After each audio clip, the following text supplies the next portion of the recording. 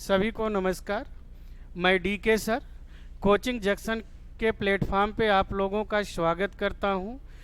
और मैं सिर्फ यही कहूंगा भाई कि जैसे ये महामारी चल रहा है, इसमें आप घर बैठे आप अपना ध्यान तो रखेंगे ही रखेंगे, प्लस अपने परिवार का भी ध्यान रखेंगे। स्वस्थ रहें, मस्त रहें, और उसी के साथ साथ आप क्या करें, अपने टेट की तैयारी में लगे रहें। जैसा आज के न्यूज़पेपर में आपने देखा होगा कि 11 मई को आपको विज्ञप्ति टेट की आ रही है, 18 मई से ऑनलाइन होगा, ऐसा भी चल रहा है। तो अगर मुझे अच्छे से तैयारी करना है तो परसेंटेज बहुत बेटर चैप्टर हमने आपके लिए ले आया है। और परसेंटेज में जो कुछ भी हम लोगों ने इसके पहले पढ़ा, उसी के आगे आज हम हैं। और हम लोग किसके अकॉर्डिंग क्वेश्चन को पढ़ रहे हैं? 3D के अकॉर्डिंग। अब अगर 3D के अकॉर्डिंग पढ़ रहे हैं तो हमने बेलन देख लिया, शंकु भी हमने कहा कि जैसे आप बेलन का जवाब दोगे वैसे ही शंकु का जवाब दोगे, दोनों में कोई अंतर नहीं है। अंतर सिर्फ इतना है कि अगर हम नाम में अंतर है, अगर हम बेलन को हटा करके शंकु का नाम दे देंगे तो जवाब वही होगा, उन दोनों में कोई परिवर्तन नहीं है। उसके बाद हम लोग किसको देखना चाह रहे हैं? गोले में। अब देखो, गोले में भी कभी कभार परिवर्तन पूछ लेता है। कैसे पूछ लेता है? जैसे आपकी स्क्रीन पे एक क्वेश्चन दिख रहा है। क्वेश्चन क्या दिख रहा है कि अगर किसी गोले की त्रिज्या में हमने जो है 10% की वृद्धि कर दिया, तो आप ये बताओ कि उसके आयतन में वृद्धि प्रतिशत क्या होगा। तो निश्चित है बेटा कि आप लोग जानते हो कि अगर हम त्रिज्या में वृद्धि करेंगे तो आयतन में वृद्धि होगी, अगर हम त्रिज्या में कमी करेंगे तो आयतन में कमी होगी। तो यहाँ पर त्रिज्या में परिवर्तन कर दिया तो गोले में आयतन वृद्धि क्या होगा, वो भी आपको प्रतिशत में पूछा गया। तो बेटा घबराओ नहीं। देखो, आप गोले का आयतन, यानी आप फार्मूला जानते हैं। क्या जानते हैं बेटा? गोले का आयतन बराबर होता है 4/3 पाई आर क्यूब। अब अगर ये 4/3 पाई आर क्यूब होता है तो मैंने कल की क्लास में आपको ये समझा दिया था कि 4/3 पाई, अगर आप देखोगे तो ये निश्चित मान है, और जो निश्चित मान होते हैं उन्हें हम लोग क्या करते हैं? छोड़ दिया करते हैं। क्योंकि अगर ये निश्चित मान है, जब भी हम लोग यूज करेंगे तो इनका मान वही होगा, इनके मान में कोई परिवर्तन नहीं होगा। तो आप घबराओ नहीं, वही रोल मुझे लगाना होगा।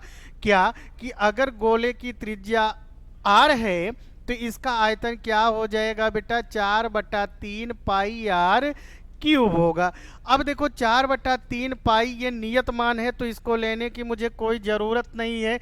अब आप क्या करोगे भैया? 10% को आप चेंज कर लेंगे तो कितना होगा? 1/10 होगा। ये बात आप समझ चुके हैं। अब अगर समझ चुके हैं तो पहले त्रिज्या 10 थी तो आज कितनी हो गई भाई? 1 की वृद्धि 11 हुआ। इस वैल्यू को मुझे लेना नहीं है क्योंकि ये निश्चित है। तो देखो, आर क्यूब है तो 10 का क्यूब कितना हो जाएगा बेटा? 1000 होगा। क्या? आई होप कि इस बात को आप समझ पाते हो। फिर मैं अगर 11 का क्यूब करूंगा तो कितना होगा? 1331 होगा। क्या बेटा? अब अगर 1331 हुआ तो 1000 को 1331 में घटा देंगे तो वैल्यू कितना आएगा? 331। चूंकि आप 1000 से कंपेयर कर रहे हो तो बटे में आप कितना लिख दोगे? 1000। परसेंटेज लाना है इसलिए आप 100 का क्या कर लोगे? गुणा। इस 2 जीरो से ये 2 जीरो आप कैंसिल कर दीजिए। अब देखो, 331 में अगर आप 10 का भाग दोगे तो 33.1%, यानी कि गोले के आयतन में जो वृद्धि होगा वो कितना होगा? 33.1%। बोलो बेटा, आप समझ तो पा रहे होंगे। अब अगर समझ पा रहे हैं तो जब भी ऐसे क्वेश्चन आए तो आप ऐसे सॉल्व करिएगा। ध्यान देना, इन पे एक क्वेश्चन आपके एग्जाम में सॉलिड होता है। या तो 2D से क्वेश्चन कर लेगा या तो 3D से कर लेगा। 2D बोले तो क्या होगा भाई? आयतन होगा, वर्ग होगा, वृत्त होगा। 3D बोलेगा तो क्या होगा? बेलन होगा, शंकु होगा, गोला होगा, घन होगा, घनाभ होगा। तो देखो, आपने गोले को भी पढ़ लिया। अब जैसे आपने गोले वाले को सॉल्व किया है वैसे किसको सॉल्व कर लोगे बेटा? घन को। लेकिन उसके पहले भी आओ, एक एग्जाम्पल हम लोग और लेते हैं। एक एग्जाम्पल हम लोग क्या लेंगे, इस बात को समझिए। जैसे मान लो यहाँ पर उन्होंने 10% की वृद्धि बोला है। अगर मान लो वो थोड़ा सा वैल्यू कैसे कर देते बेटा? भिन्नात्मक। भिन्नात्मक करने का मतलब वो क्या कर देते, इस बात को समझिएगा थोड़ा सा। अब अगर हम लोग समझ रहे हैं तो यहाँ पे समझिए बेटा। चलो,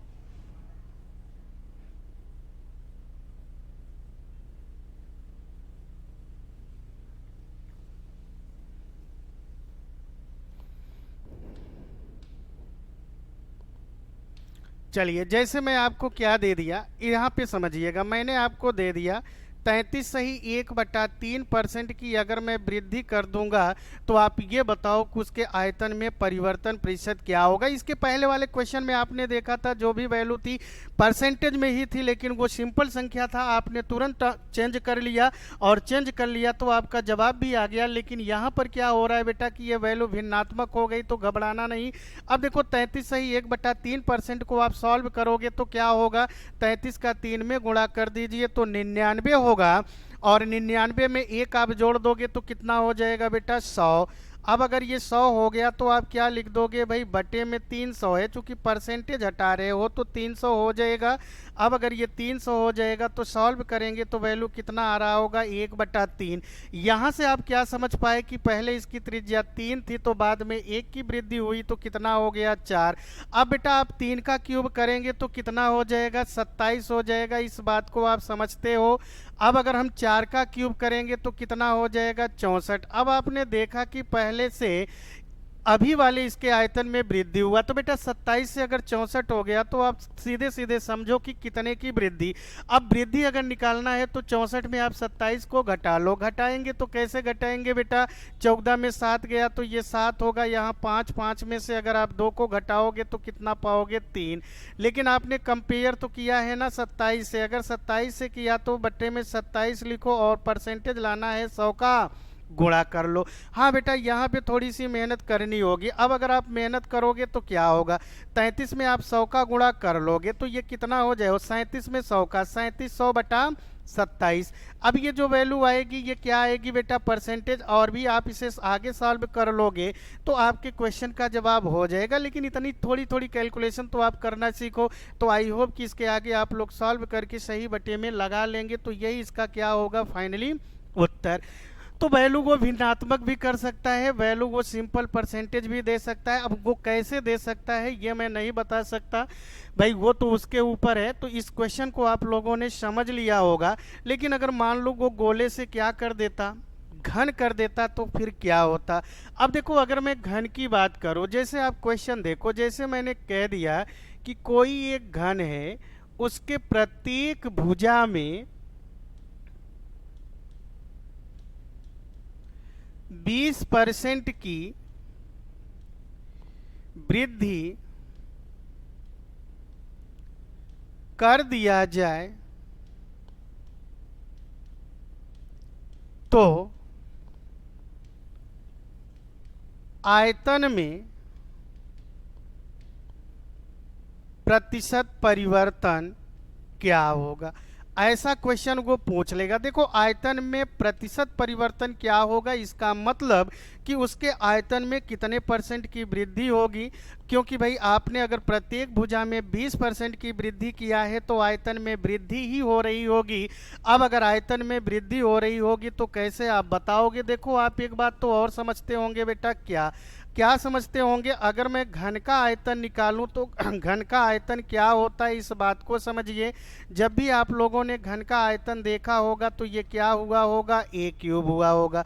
अब अगर a क्यूब हुआ है तो आप गोले वाले में देखो त्रिज्या का क्यूब था, तो यहाँ पर a का क्यूब, गोले में भाई त्रिज्या होती है इसलिए त्रिज्या का क्यूब हुआ। घन में आपका क्या है, भुजा है, तो भुजा का क्यूब हो गया। अर्थात दोनों में कोई परिवर्तन नजर मुझे ना आ रहा है। अब परिवर्तन नजर नहीं आ रहा है तो देखो कैसे हम लोग यूज करेंगे।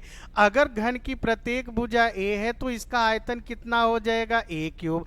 अब परसेंटेज वैल्यू को भिन्न में आप बदल लोगे तो 20% का भिन्नात्मक मान 1/5 होगा बेटा, यानी कि पहले इसकी भुजा 5 थी, बाद में 1 की वृद्धि दिख रही है तो कितना हो गया 6। अब अगर 6 हो गया बेटा तो 5 का क्यूब आप लोग क्या जानते हो 125, इसका मतलब समझते हो भाई। चलो जिनकी मैथ कमजोर है वो थोड़ा सा समझे।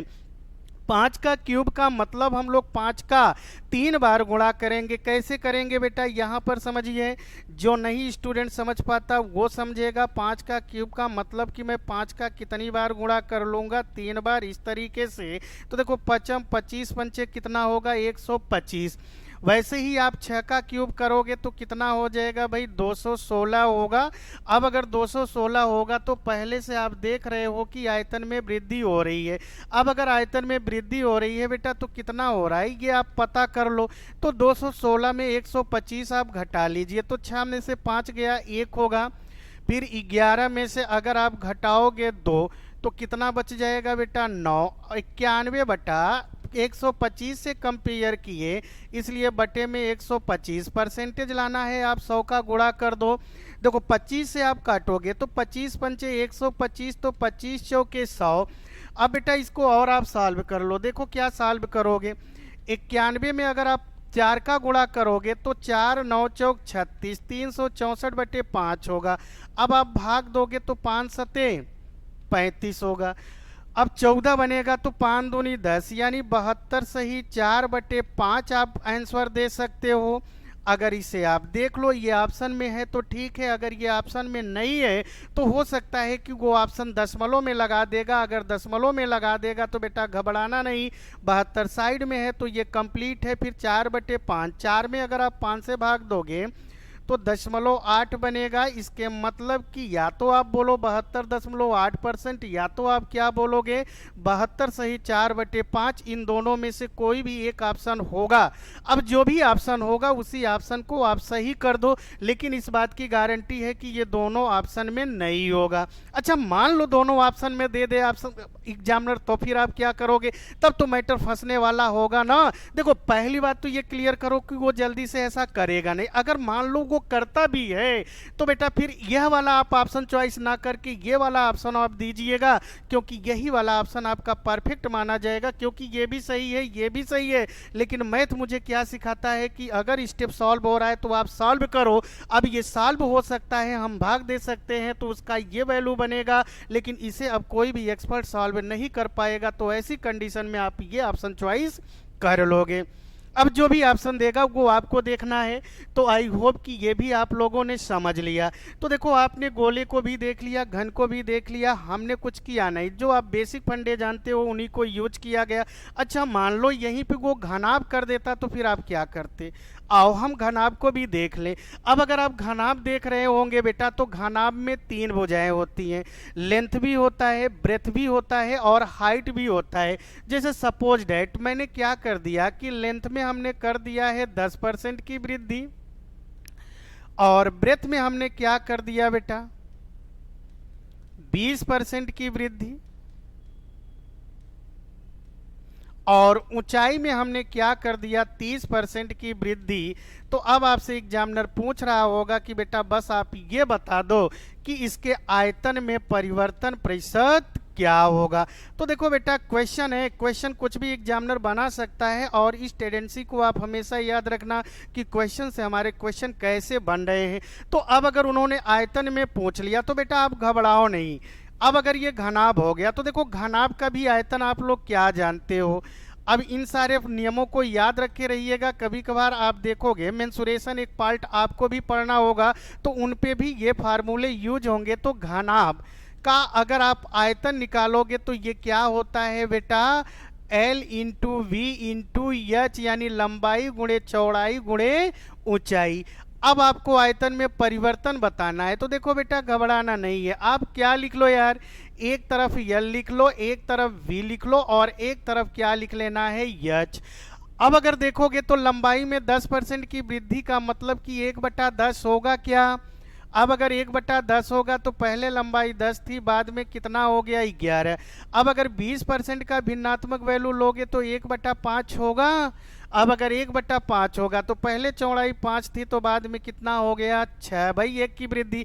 30% का भिन्नात्मक मान लोगे तो कितना होगा 3/10। ये बात तो आप समझ पा रहे हो कि हम परसेंटेज को भिन्न में कैसे बदलते हैं। रूल है कि जब भी आप परसेंटेज को भिन्न में बदलें तो आप 100 का भाग दो, बस वही मैं कर रहा हूँ।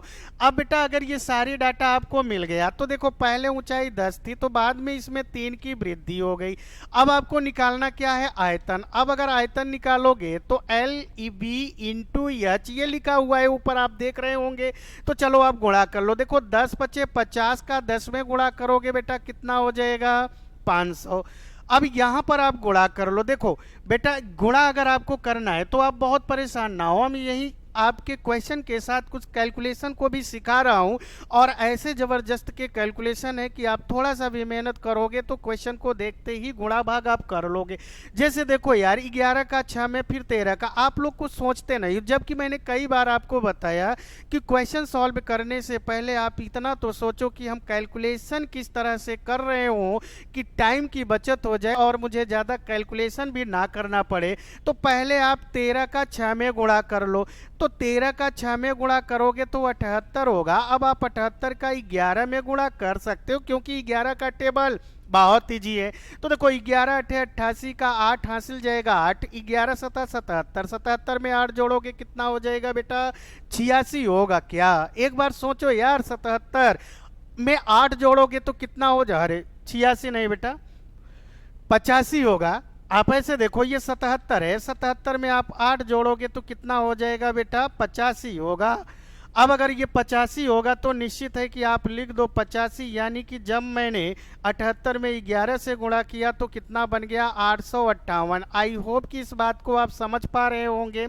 अब अगर समझ पा रहे हैं तो देखो, पहले आपका आयतन 500 था, लेकिन अभी वाला आयतन कितना मिल रहा है, 858। तो पहले से आयतन बढ़ गया क्या, बिल्कुल बढ़ गया बेटा। अगर बढ़ गया तो कितना बढ़ गया, 858 में से 500 आप घटा लोगे तो कितना बचेगा बेटा, 338 बच रहा है। क्या घटाना तो आपको आ रहा होगा ना बेटा। अब देखो, ऐसा ना कहना कि मुझे ये भी ना आ रहा है, आप घटाओ यार।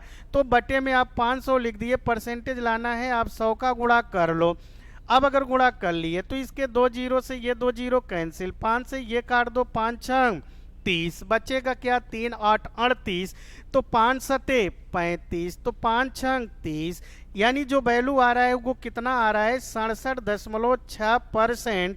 यही आपके क्वेश्चन का क्या होगा बेटा, जवाब। आई होप कि इस बात को आप लोगों ने समझ पाया।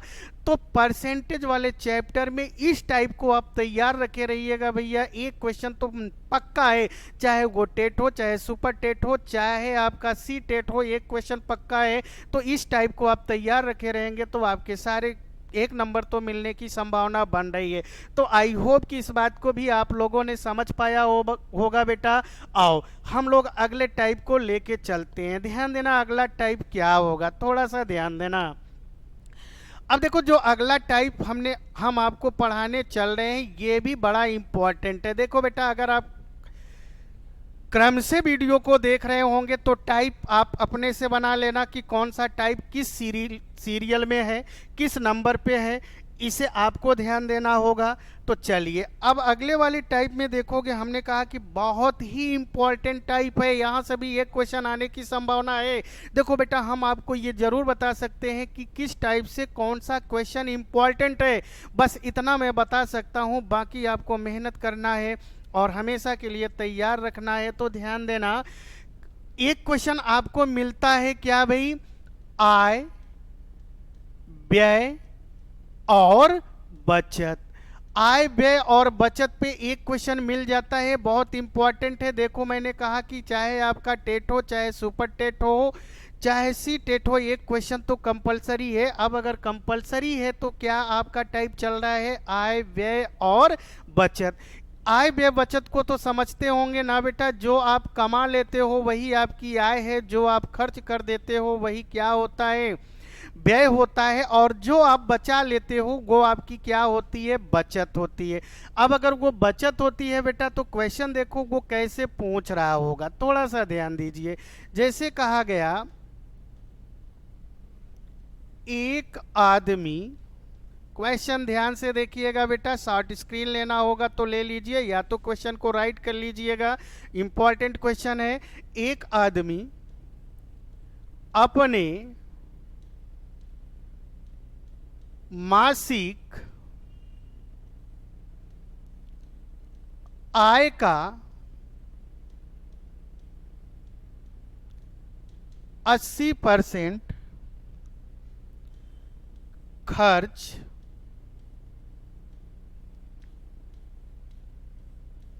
करता है। यदि उसके आय में 20% की वृद्धि हो जाए तो खर्च में 10% की वृद्धि कर लेता है तो बचत में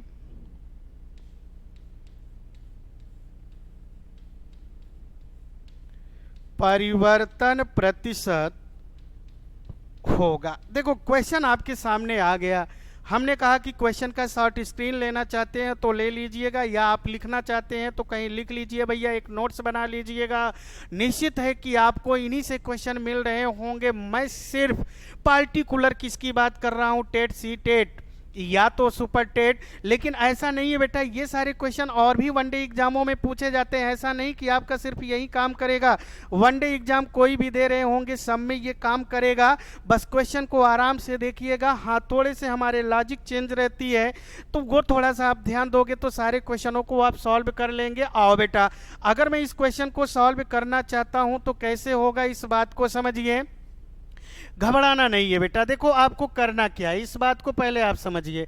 जैसे उन्होंने क्या कह दिया है भाई, आय है, व्यय है, बचत में वो परिवर्तन पूछ रहा है, तो एक तरफ आप क्या लिख लोगे बेटा, आय लिख लोगे, और दूसरी तरफ बेटा आप क्या लिख लोगे, व्यय लिख लोगे, और तीसरी तरफ बेटा आप क्या लिख लोगे, बचत।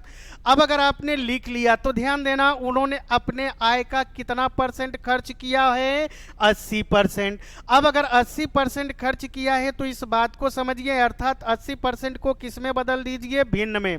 अब अगर आप भिन्न में बदलोगे तो ये 80/100 होगा क्या बेटा, सॉल्व कर लीजिए। 2 चौकाट 2 पंचे 10, यानी ये कितना मिल रहा है, 4/5। देखो बेटा, हमने आपको ये बताया है कि जब भी आप परसेंटेज को भिन्न में बदलोगे तो जो हर वाला मान होगा वो क्या होता है, वास्तविक मान होता है, रियल मान होता है।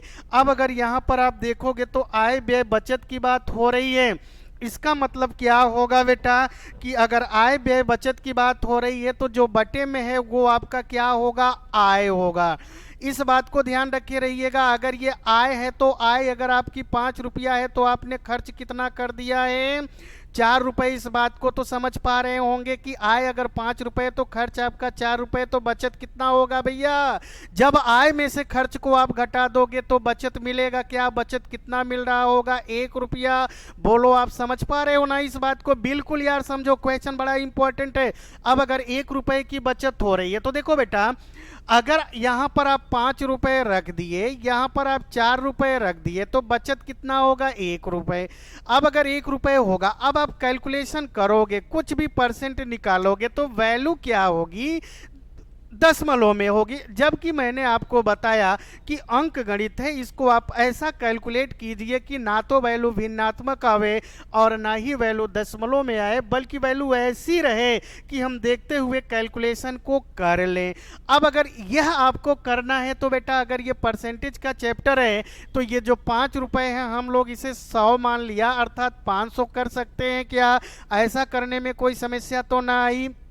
चलो आगे वाली वैल्यू देखो। अब अगर ये हम 400 लिख लिए, ये हमने 100 लिख लिया।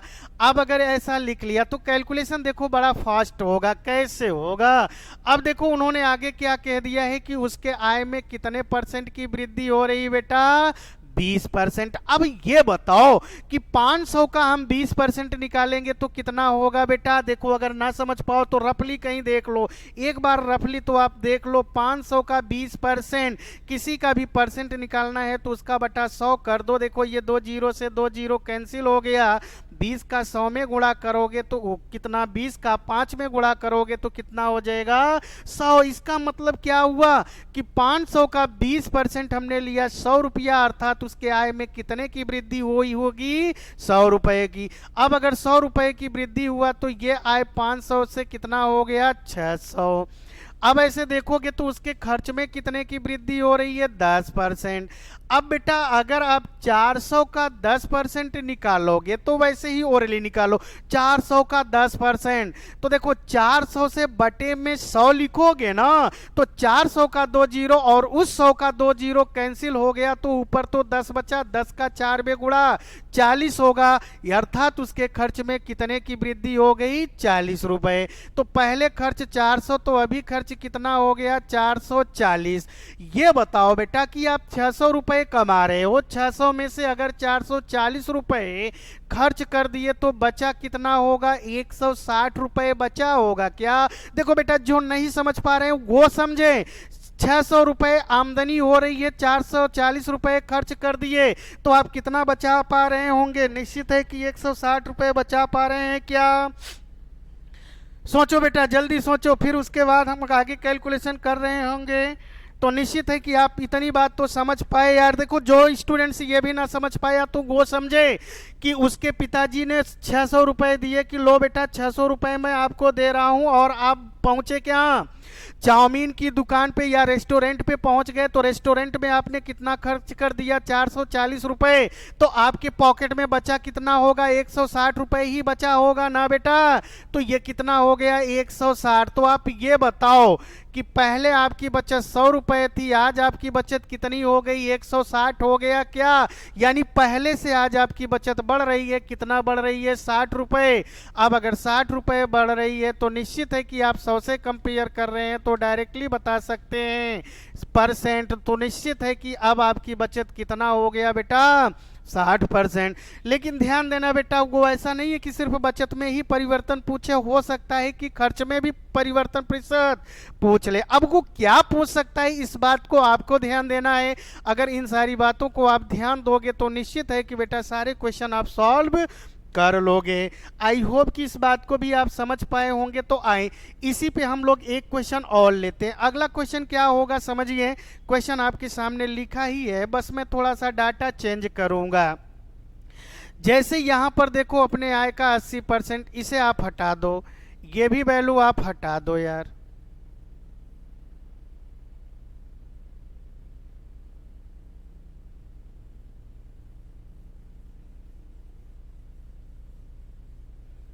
मेहनत करते रहिए भैया, क्योंकि आप समझ लो अगर टेट आपका हुआ नहीं कि आपको नई प्राइमरी टीचर की वैकेंसी दिखने को मिलेगा, एक बात तो कन्फर्म है, क्योंकि इस बात को आप लोग समझ ही रहे हो। ये इस समय आपका 2021 का चुनाव है तो वैकेंसियां तो आएंगी बेटा, लेकिन आप मेहनत करते रहिए।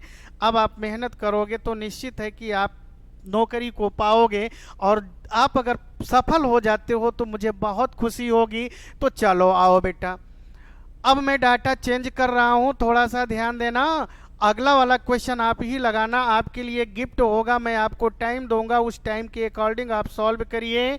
फिर उसके बाद अगर फिर भी क्वेश्चन नहीं आता है कोई बात नहीं बेटा, मैं तो हूं ना आपके साथ, हमेशा तैयार हूं, बस आप थोड़ा सा मेहनत करो यार। चलो अगर आप मेहनत करते हो बेटा, तो हमने कहा कि उसने अपने मासिक आय का 75% खर्च कर दिया। अब अगर खर्च कर दिया तो उसके आय में हमने क्या कर दिया, 20% की वृद्धि कर दिया।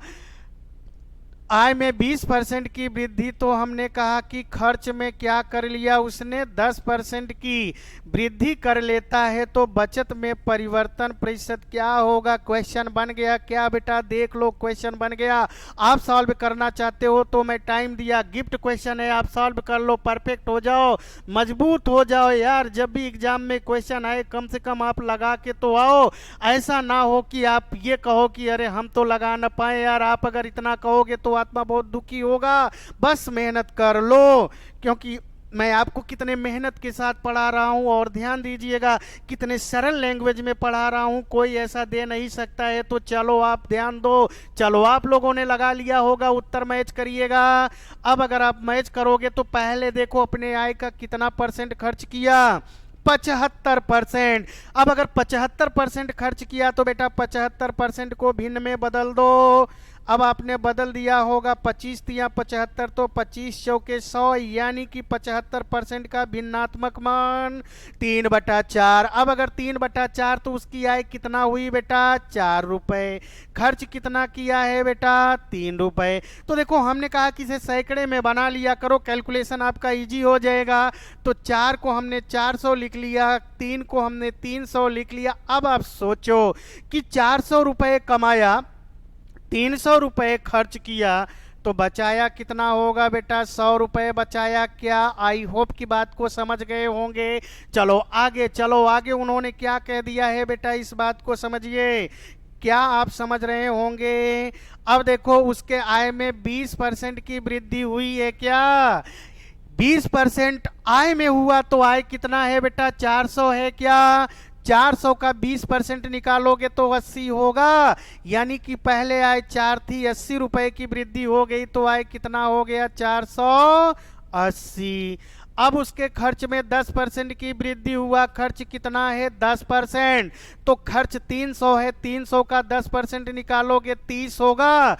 अब अगर 30 होगा तो अब उसका खर्च कितना हो गया? 330, क्योंकि 30 रुपए की वृद्धि हुई ना बेटा। अब अगर 30 रुपए की वृद्धि तो 330। आप ये बताओ कि 480 रुपए कमा रहे हो, 330 रुपए खर्च कर दे रहे हो, तो बचा कितना रहे होंगे बेटा? घटा लो 480 में 330 बेटा, कितना बच रहा होगा?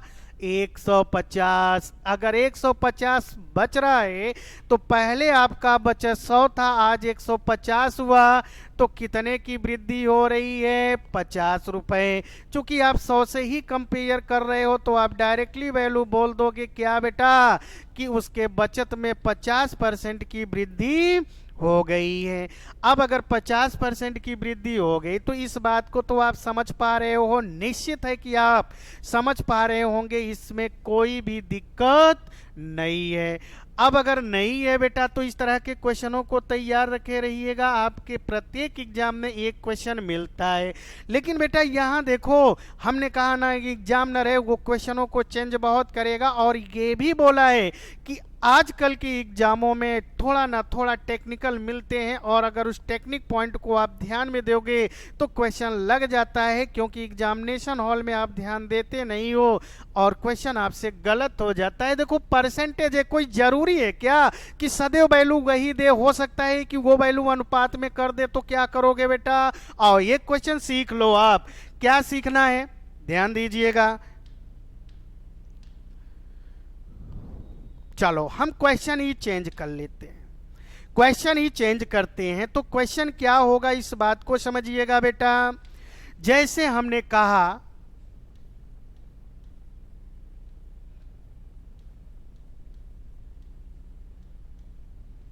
एक आदमी के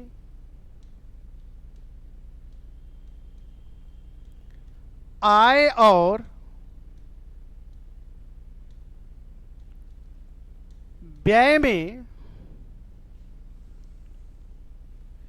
3:2 का अनुपात होगा,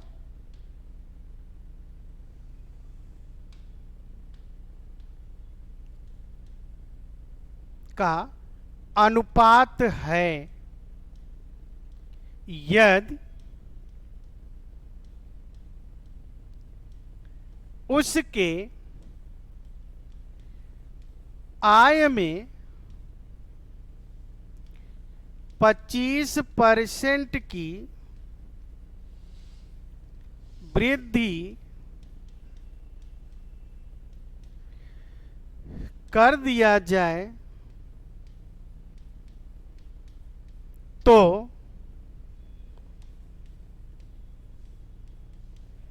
खर्च में 20% की वृद्धि कर लेता है,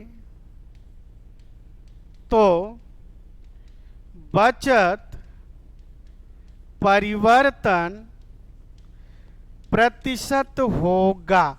अब देखो बेटा, ये क्वेश्चन आपके सामने बन गया है। अगर ये क्वेश्चन बन गया है तो क्वेश्चन तो आप समझ रहे होंगे ना। क्वेश्चन क्या कह रहा है, इस बात को समझिए। क्या कह रहे हैं कि कोई एक आदमी है, उसके आय और व्यय में हमने रेशियो भी दे दिया है। अब अगर रेशियो दे दिया तो रेशियो क्या है बेटा, 3:2 है। मैंने कहा कि यदि उसके आय में 25% की वृद्धि हो जाती है तो आप ये बताओ, हो जाती है तो खर्च में वो ऑटोमेटिक क्या कर ले रहा है, 20% की वृद्धि कर ले रहा है। तो आप ये बताओ कि उसके बचत में परिवर्तन प्रतिशत क्या होगा। क्या एग्जामिनर ऐसा क्वेश्चन नहीं दे सकता है? क्या बिल्कुल दे सकता है भैया, क्योंकि एग्जामिनर का मोड का कोई ठिकाना नहीं है। तो इसीलिए आप सारे क्वेश्चनों को बेहतरीन ढंग से देखें। अब देखो, अब अगर उन्होंने परसेंटेज को हटा करके रेशियो दे दिया तो आपके लिए तो और भी इजी कर दिया ना यार। अभी अभी तो हम रेशियो ही निकाल रहे थे ना, उसने एक स्टेप और कम कर दिया। हमने हमारे लिए क्या कर दिया, और फायदेमंद कर दिया कि एक स्टेप मुझे और सॉल्व करने की अब जरूरत ना है। क्योंकि जब परसेंटेज था तो परसेंटेज को भिन्न में बदल कर में हम लोग आय और व्यय में ही तो रेशियो लेते थे। वो रेशियो तो इन्होंने दे दिया, बहुत बेटर किया। देख लो आप कैसे क्वेश्चनों को अलग से देख पा रहे हो। तो निश्चित है कि आप क्या करो, एक तरफ आय लिख लो, एक तरफ व्यय लिख लो। तो एक तरफ आप क्या लिख लोगे, बचत लिख लोगे। अब बेटा अगर आपने लिख लिया तो ध्यान देना, आप कंपेयर करो कि आय उसकी कितनी होगी, 3 रुपए की होगी, तो व्यय कितने का होगा, 2 रुपए। हमने कहा कि 3 और 2 लोगे तो वैल्यू थोड़ा सा कैलकुलेशन करने में दिक्कत होगा। तो 3 है तो हम 300 लिख सकते हैं क्या? व्यय अगर 2 है तो 200 लिख सकता हूं क्या? तो बेटा 300 आपने कमाया, 200 आपने खर्च किया, तो बचाया कितना होगा, 100 रुपए। ये बात तो आप समझ पा रहे हो, बिल्कुल समझ पा रहे हो, इसमें कोई शक ना है बेटा। अब अगर शक ना है तो ध्यान देना, आय में आपने कितने परसेंट की वृद्धि कर दिया, 25। अब देखो बेटा, हमने इसके पहले सिखाया है, फिर भी अगर आप ना सीख पा रहे हो तो सीखो। आय कितनी की है, 300। 300 में आपने कितने की वृद्धि किया है, 25। तो बेटा 25/100 आप लिखोगे तो 0 से 0 कैंसिल हुआ, तो 25 तिया 75 हुआ। इसका मतलब क्या हुआ कि जो भी आपकी आय पहले की थी उसमें आपने कितने की वृद्धि कर लिया, 75 रुपए। तो देखो पहले की आय कितना है, 300, तो अभी की आय कितनी हो गई, 375। अब ऐसे आप देखो, व्यय में आप क्या कर रहे हो बेटा, 20% की वृद्धि कर रहे हो। तो 200 का आप 20% इसी तरीके से निकालोगे तो कितना हो जाएगा बेटा, चलो फिर से देख लो, 200 का 20%। लेकिन ये सारे काम बेटा आप ओरली करोगे क्योंकि एग्जाम को फाइट करना है। तो 20 दूना 40 की वृद्धि तो कितना हो गया, 240। आई होप कि आप बात को समझ पा रहे होंगे। तो 375 आपने कमाया, 240 आपने खर्च किया, तो कितना बचाया भाई, 375 में 240 को घटा लो तो ये 5 बचेगा। देखो 7 में से 4 ना, तो 14 में से 4 गया तो कितना बचेगा भाई, 7। बोलो समझ पा रहे हो, बिल्कुल समझ पा रहे हो बेटा। घटा के देख लो फिर से, 5 को 0 में से 5 आएगा, 7 सॉरी 7 में से 4 घट जाएगा बेटा। ये ध्यान देना, कमेंट कर दिया करो अगर कहीं पे लिखने में त्रुटि हो जाए तो बेटा। चलो भाई देखो, मनुष्य ही है, मनुष्य से ही गलती होती है, किसी और से नहीं भाई। लेकिन लिखा जा रहा है तो हो सकता है कि गलती हो सकती है।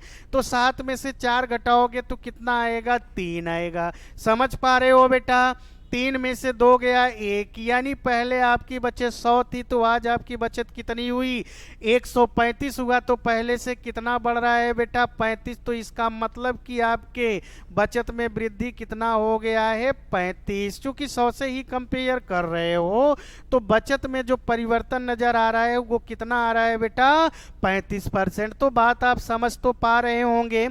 अब अगर समझ पा रहे होंगे तो इस पे और भी क्वेश्चन होते हैं। ध्यान देना, ये क्वेश्चन बहुत ही इंपॉर्टेंट है, इसको ध्यान दिए रहिएगा। चलो अगला नेक्स्ट क्वेश्चन क्या होगा, इस बात को समझिए। जैसे देखो बेटा, मैंने ये कह दिया, एक आदमी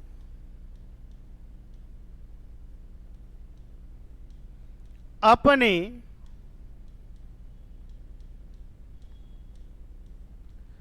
मासिक आय का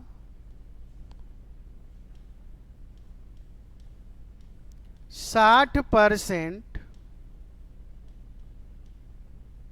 खर्च कर 2400 रुपये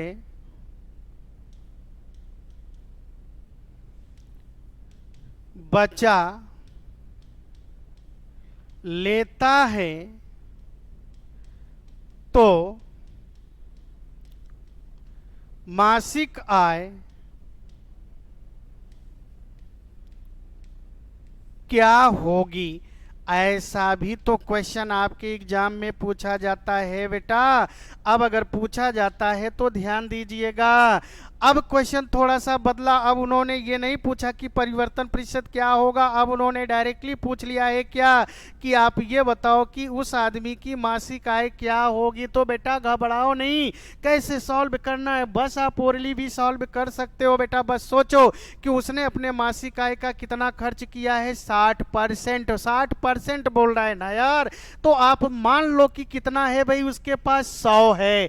अब अगर 100 है तो 100 का कुछ भी परसेंट वही वैल्यू होगी ना जो परसेंटेज में होगी। तो 100 का 60 अगर आप समझते हो तो 100 का 60% कितना होगा, 60 होगा।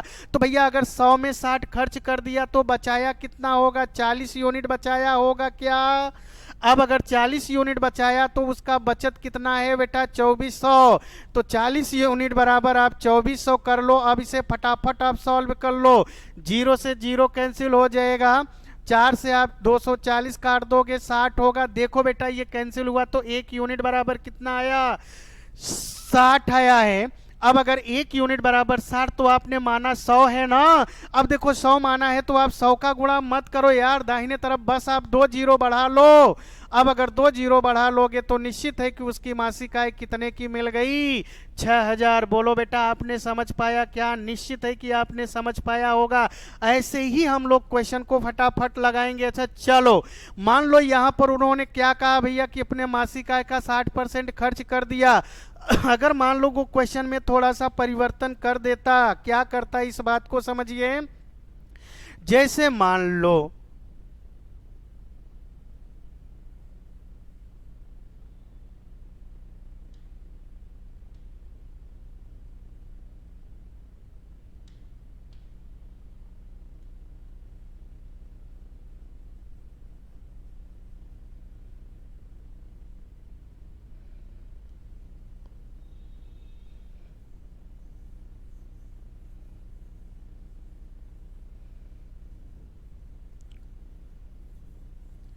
चलो बेटा हमने क्या कहा, आप थोड़ा सा मान लो। क्या मान लेते हो, जैसे उन्होंने क्या कहा कि एक आदमी अपने मासिक आय का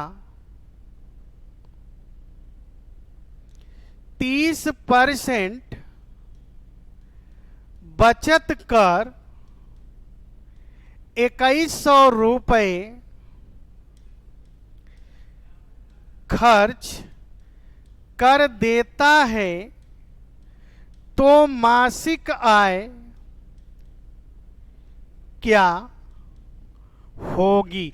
अब देखो बेटा जिसके पहले जो हमने क्वेश्चन कराया उसी पे क्वेश्चन है। आज भी मासिक आय पूछ रहा है, लेकिन इसके पहले वाले में उन्होंने कहा कि इतना परसेंट खर्च कर इतना बचा लिया, लेकिन क्वेश्चन तो आज बदल दिया। उन्होंने क्या कह दिया है क्वेश्चन में, इस बात को ध्यान दीजिए। उन्होंने कहा कि 30% खर्च कर कितना, 30% बचत कर कितना खर्च कर दिया बेटा, 2100 खर्च कर दिया। अब अगर 2100 खर्च कर दिया तो आप ये बताओ कि उसकी मासिक आय, कोई बात ना है उसी तरीके से लगाओ भाई। अगर आपके पास 100 रुपए हैं तो 100 का आप 30% बचा लिए हैं, तो निश्चित है कि आपने खर्च कितना किया होगा भैया, 70 ना। अरे यार सोचो, 100 में अगर मैंने 30 रुपए खर्च कर दिया तो कितना मैंने बचाया होगा, 70 रुपया बचाया। अगर 70 रुपया बचाया तो इसको ध्यान दीजिएगा, क्या अगर 70 बचाया तो 70 यूनिट बराबर 2100 होगा क्या।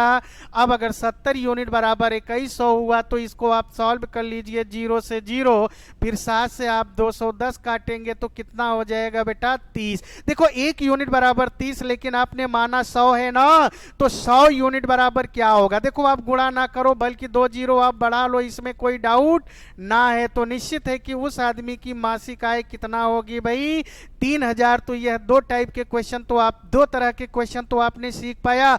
अब अब इस पे बहुत अच्छे अच्छे क्वेश्चन आएंगे, लेकिन कल की वीडियो में आएंगे। तो आज इतना ही देखिए, बाकी हम लोग कल की वीडियो में मिलेंगे तो इसके आगे वाले क्वेश्चनों को देखेंगे। बस इतना ही।